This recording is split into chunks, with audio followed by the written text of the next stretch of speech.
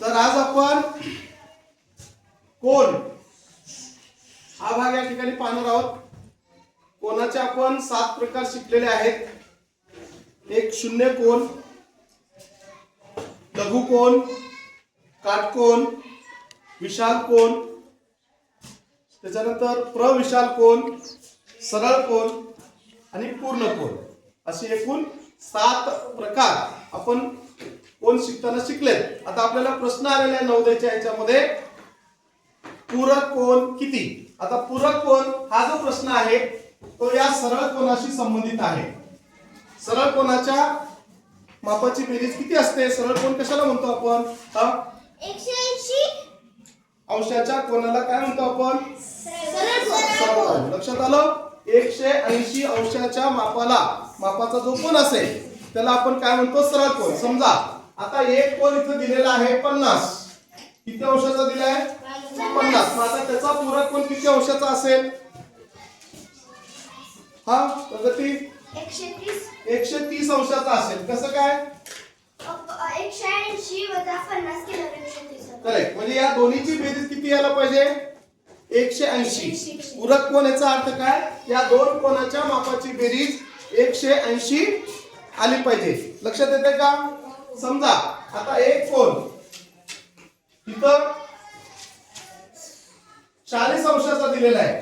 तर आता इथला दुसरा कोन पूरक कोन त्याचा किती असेल 140. 140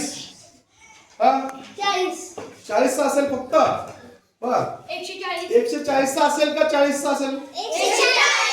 40 चा का असणार नाही कारण या दोघांची बेरीज 180 आहे. फक्त 80 नाही. मग 40 कसं काय नाही. मग हा कोन कितीचा असेल 140. 140 आणि 40 किती झाले 180. मग आता बघा तुमच्या पेपरला इथं प्रश्न विचारलेला आहे.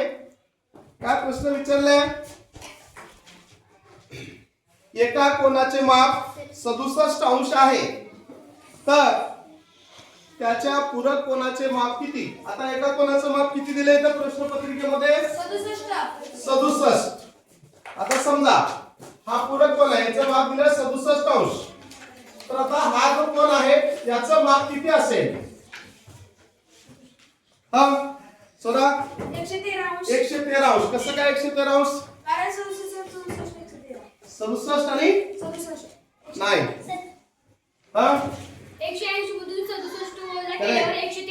180 मधून 67 वजा केले तर इथं 113 उत्तर येतं. म्हणजे पूरक कोनाच्या मापाची बेरीज ही 180 अंश असते.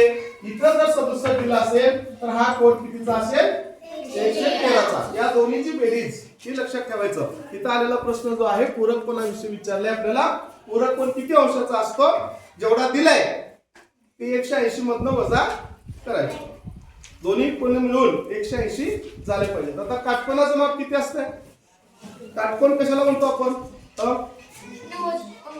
90 अंशाच्या कोनाला. जर समजा आता इथं हे काटकोन आणि काटकोन दाखवण्यासाठी हा सिंबल आहे हे लक्षात ठेवायचं. हे जर असेल तर काटकोन. काटकोनाचं माप किती आहे 90. आता हे 90 आहे तर हा किती असेल